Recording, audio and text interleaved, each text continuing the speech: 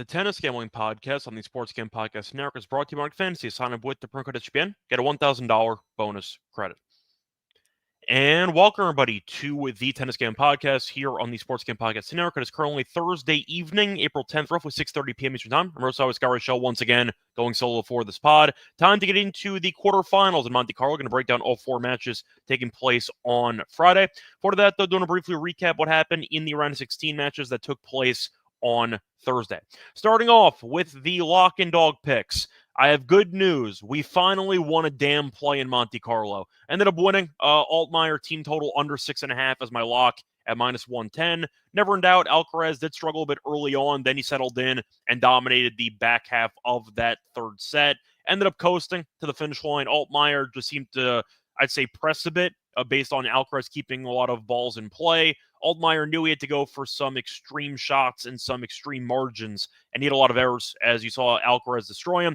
Ended up being one game off from the match prediction, actually. I called Alcaraz winning 6-3, 6-2. He won 6-3, 6-1. Close enough, but either way, Altmaier got destroyed. Not a shock there, as Alcaraz coasted. Nice win there for the lock. For the dog, bad read as we had Rublev team total over 12.5 at even money. Fees, I know, was playing well in the event. I thought that Rublev would look, I'd say, sharper than he actually did. Fees destroyed him, so that was a pretty bad read there. But at least we ended up winning the lock, so it could be worse. Now, getting into the recap of the round of 16. For that, though, actually, a quick reminder, you can show support for the show, but like subscribing, YouTube reminder, you can leave a rating and a review on Spotify or Apple. Think we are now at 890 for subscribers on YouTube, trying to close in on 900. Hopefully we get there in the next week or so. So hopefully help the show grow either on Spotify or Apple by leaving a rating and a review, or listen to the podcast on YouTube, either on live stream format, YouTube video format, or on simulcast format on the SGPN or the SGPN Twitter account.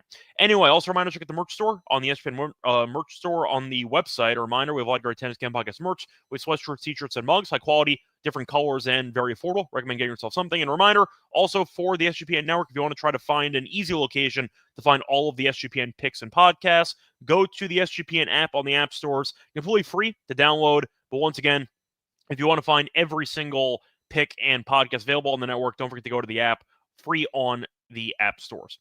Moving on, though, to the recap of the round of 16. Pretty interesting blend of matches today. I would say that it was mostly straightforward, and you had a couple of really dramatic matches. So overall, starting off with the first match that ended up happening on the card, you saw Fees beat Rublev 6-2, 6-3. Wasn't close, very straightforward, bad read by me.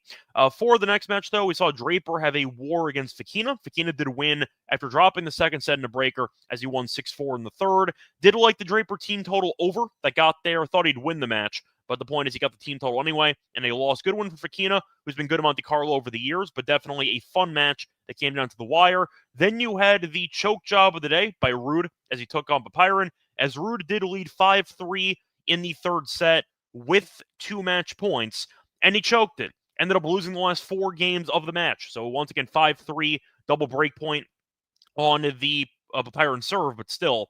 And Ruud blew it as he got broken back-to-back times. So Popyrin came back. Nice win for him. Really brutal loss for Ruud. I would say I'm surprised. I'm mostly surprised that Popyrin beat him, but I'm not surprised that Ruud found a way to blow a match he should win. He's been doing it for years, and it's why we don't really take Ruud that seriously, at least for lock and dog plays. But point is, Ruud had a golden chance to advance into the quarterfinals, and he punted it as Popyrin came back and won in 3. Either way, though, point is that was definitely the best match of the day, at least based on drama. You saw Alcaraz beat Altmaier in straight sets, only dropping 4 games. Musetti killed Berrettini 6-3, 6-3. I would say Musetti played very well. Definitely better than he played any round of the event so far. Truth is, Berrettini, though, was awful. That was kind of my main takeaway. He just could not keep the ball in play. A lot of unforced errors, a lot of really just poor shot making. And you ended up seeing Musetti keep the ball in play. He was solid, don't get me wrong, but it felt like Berrettini handed over so many free points that Musetti just had to not screw it up and he'd win the match, as he ended up winning 6-3, 6-3. Moving on, though, you ended up seeing de Minaur beat Medvedev in straight sets. Thought he would. Medvedev had a nice marathon win against Mueller. Thought he might be exhausted, but mainly de Minaur being much better on clay, and he was able to beat Medvedev 6-2, 6-2. Thought Dimitrov would end up beating Tabilo in 3. He did, as he won the third set 6-2. Fun match, was a bit, I'd say, exciting. except for the fact that Dimitrov did get a break lead early in the third set. He should have been up a double break earlier. He had a couple of chances to get the double break. He failed, but eventually did get the break to win the match. So point is, you ended up seeing Dimitrov get the job done there in 3. And we thought Tsitsipas would destroy Borges. Thought Borges would be exhausted after the marathon match he had against Martinez in the last round, and he was, as he got destroyed. Tsitsipas won 6-1, 6-1. So he ended up getting the last couple matches right. The de Minaur match, the Dimitrov match, and the Tsitsipas match we called right to a T. Did get the Draper team total over as well. So once again, we also got the lock with the Altmaier team total under. So overall, pretty good episode for us. We also hit the lock, which was nice, and hopefully we'll keep it rolling here for the quarterfinals. Thinking of any other talking points for the actual, I'd say, tennis landscape, not just for this event, I don't really think there was anything, unless I'm forgetting something, which I don't recall. No, you have the BJK final set for September, which I'm not going to cover, so I don't really care.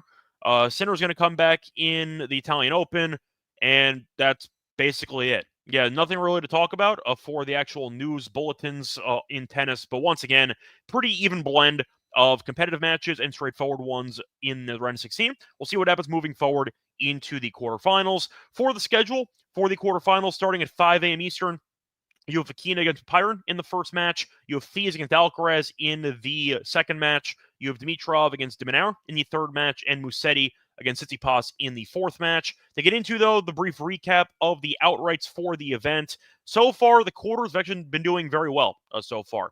So for the first quarter, we have Tsitsipas at 3-1, who is still alive. Second quarter, we have de Minaur at 650, who is also still alive. Third quarter, we ended up losing. We had Ruud at plus 240, which is really tough because once again, he had 2 match points in the Pyron match in the round of 16 before choking. And Draper also lost in a 3-set marathon in the round of 16. So he almost had the Ruud versus Draper head-to-head matchup for a guaranteed winner in the third quarter. That didn't happen, as both guys did lose. Fourth quarter, though, we have a long shot. We did not take Alcaraz, and we do have a serious long shot here. We have Fils at 16-1. So we do have a very, very nice long shot price, which hopefully ends up cashing. I'm skeptical of it, but Alcaraz is about minus 300. So if you want to hedge it, you actually can. You have a decent amount of profit to be had there. But we have Fils at 16-1, which is definitely the fun long shot of the tournament for us. But for the outrights, we have Tsitsipas at 14-1. That's it. We had Rune and we had Rublev, who both lost. But we have Tsitsipas at 14-1 as well. So once again, we have an outright in the first quarter, second quarter, fourth quarter, and the outright to win the event. So not too bad. Hopefully we cash a couple of those in the quarterfinals and beyond. So anyway, before we get into any of the breakdown for those Friday matches, quick reminder, they're brought to you by our sponsor, EdgeBoost, because if you've tried to get some money from your bank account at around 2 a.m. and you've not been able to do so, EdgeBoost will help you with that because EdgeBoost has your back. First ever bank account built for bettors. They can give you fast, reliable access to your funds, making it easy to move money where and when you need it without the delays that come with traditional banks. You can also get some cash rewards every time you deposit into a qualified gambling account. You get cash rewards up to 0.5%. All this for no usage fees and no minimum balance. And you can also use their responsible gambling tools to help you manage your bankroll and make informed decisions. What are you waiting for? Go to edgeboost.bet with the promo code SGPN, edgeboost.bet, promo code SGPN. Sign up today for your Edge Boost card. We're also brought to you by MyBookie.ag because they're the place to bet in every sport, including the Masters. For golf, they have props in every game. They also accept customers for a ton of locations. You can also use crypto for lightning fast payouts and easy deposits. Head to MyBookie.ag with the promo code SGPN for a 100% off the match up to $1,000. That's promo code SGPN once again at mybookie.ag. Welcome back, everyone, to the Tennis Game Podcast. Went through the recap of the actual round of 16 matches. Time to move on into the quarterfinals. Starting off with the first match on the card. Going to look at the matchup between Pyron and Fokina. For this one, Fokina's minus 190, Pyron's plus 165. For the spread, minus 2.5 for Fokina, plus 2.5 for Pyron. The over-under in games at 22.5. Set spread, Fokina in straight sets is plus 145. Pyron to win a set is at minus 175, and the over 2.5 sets is around plus 135. So for that history, they faced off in juniors, actually, in the French Open back in about 2017, and you saw Pyron win in straight sets. Does that matter? Hell no. That was 8 years ago. Now, for the path so far, both guys have been involved in a couple of marathons, but they've been able to survive. Fokina had 2 separate 3-setters, beating Draper in the last match and beat Shelton in 3 sets in the first round. But you've seen Papyron constantly be involved in marathons. All 3 matches so far in the event have gone to a third set. In fact, 5 straight matches for Papyron have gone to a deciding set. So based on the actual, I'd say, form both guys and the common theme of marathon matches, I'll go with it again. We know that both Papyron and Fokina can be very, very volatile. They can be streaky, and I think you're going to end up seeing a very tough battle. The question is, will Papyron be exhausted after having the marathon in all 3 rounds? I doubt it, because Fokina has been involved in a couple of 3-setters too. So I see a pretty even, I'd say, playing field in terms of stamina, but I do think you're going to see both guys have moments here. Fokina, we know, can use his rally skills to get an advantage, but Papyron has the firepower and can maybe, I'd say, limit the length of the rallies. But I think you're looking at a spot where both guys should win at least a set here. I see the over being a viable option. Don't mind the over 2.5 sets, but I see Fokina probably winning in this one. I think he's the better clay player, but I can see this being a very, very, I'd say, stressful affair for both guys. So give me the over in that one as my main thought for this overall matchup. Moving on to the next match. Going to look at the matchup between Fees and Alcaraz. For this one, Alcaraz, a decent favorite, minus 300. You have Fees at plus 250. For the spread, minus 4 for Alcaraz, plus 4 for Fees. For the games, you have 21.5. And for the set spread, you have Alcaraz in straight sets at minus 115. Fees up to win a set is at minus 115 as well. For the over-under in sets, the over 2.5 sets is plus 160. Team total, Alcaraz team total is at 12.5, and Fees is at 10. So for the actual matchup here, I do think you're looking at a spot where Fees has been playing well. In fact, he has not dropped a set since dropping the first set to Griekspoor in the breaker. He's won every set since, and he's been very comfortable as he's not dropped more than 4 games in any of those sets. For the Alcaraz matches, though, he had a very weird match against Cerundolo where he dropped the first set, then dropped 1 game in the final 2 sets combined. Then he beat Altmaier, who is really not a great player. He's fine on clay. Point is, though, a pretty favorable draw there for Alcaraz in the round 16. So Fees is definitely a big step up in competition, and Fees has been playing great tennis. No head-to-head history. I think Alcaraz should win. You'd argue blindly that minus 1.5 sets at minus 115 is a good price for Alcaraz because he is the best clay player on the planet. But I think Fees can keep this close, actually. I think he's playing great tennis, and I do think it could be a pretty competitive battle, at least for 1 set. I'll go Alcaraz team total over 12.5. I think that there is a path where Alcaraz wins a tough set, then maybe coasts, or Fees wins a set. You get a 3-set marathon. You might end up getting the Alcaraz team total over, even if he does get upset in the match. Don't mind the over in games, but I think you can make the argument that a lopsided set could be on the cards in theory if Alcaraz goes God mode again. So I'll go with the team total over for Alcaraz. Give me him winning the match, but I do think there are a couple of extra ways to get there. Fees, I see keeping this close, though, for at least 1 set. He's been playing great tennis. We have him at 16-1 already to win the quarter. So if you want to hedge it, you can. We already have action on the money line because, of course, we have Fees to win the quarter. So hopefully he gets the job done. In the upset, am I picking to do so? No. I think Alcaraz will get the job done, but I think Fees has been good enough to force maybe a breaker or a 7-5. So give me the Alcaraz team total over as a main thought for that one. Moving on to the next match, you have Dimitrov taking on de Minaur. For this one, de Minaur is a decent favorite at around minus 180. Dimitrov's plus 160.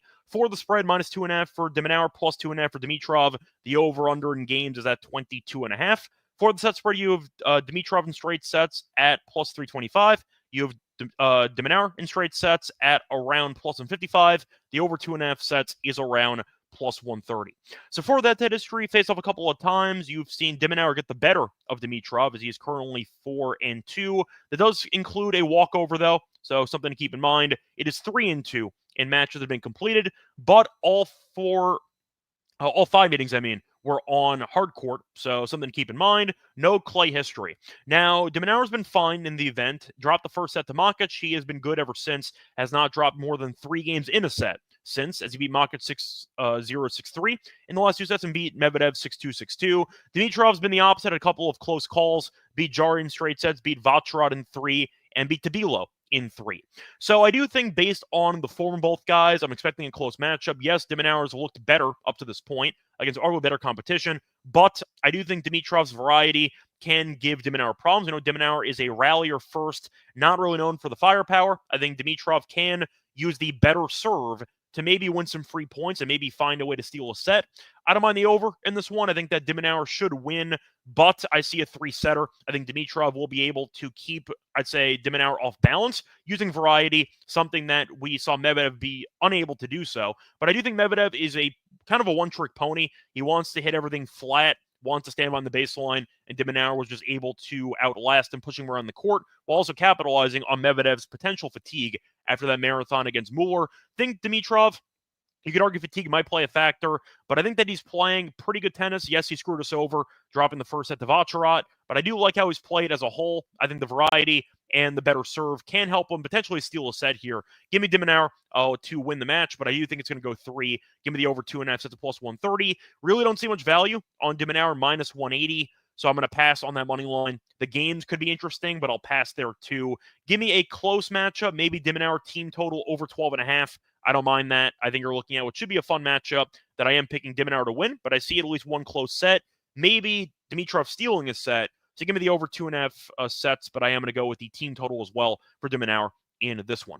Moving on to the final match on the card. You have Musetti against Tsitsipas. For this one, Tsitsipas is a favorite, not a big one though, as he is around minus 150. Musetti's plus 130 for the game spread, minus 2.5 for Tsitsipas, and you have plus 2.5 for Musetti at minus 120. For the actual set spread, you have Tsitsipas in straight sets at around plus 155. You have Musetti to win straights at plus 325. The over 2.5 sets is plus 130, and the games are set at 22.5. So for the actual matchup, Tsitsipas has owned the head-to-head. In fact, he's never lost in the head-to-head. He's currently 5-0. Now, each of the last 4 meetings were on clay, and Tsitsipas did win all of those, but I'm going to point out that 3 of those 4 clay meetings did not end in straight sets. The one exception, Tsitsipas did win in Rome, which was last year, I believe, 2023, and Tsitsipas did win 7-5, 7-5. So the point is Tsitsipas has won all those clay matches competitively, but he was not definitely coasting at any point in any of those. So based on the form, both guys have looked sharp here.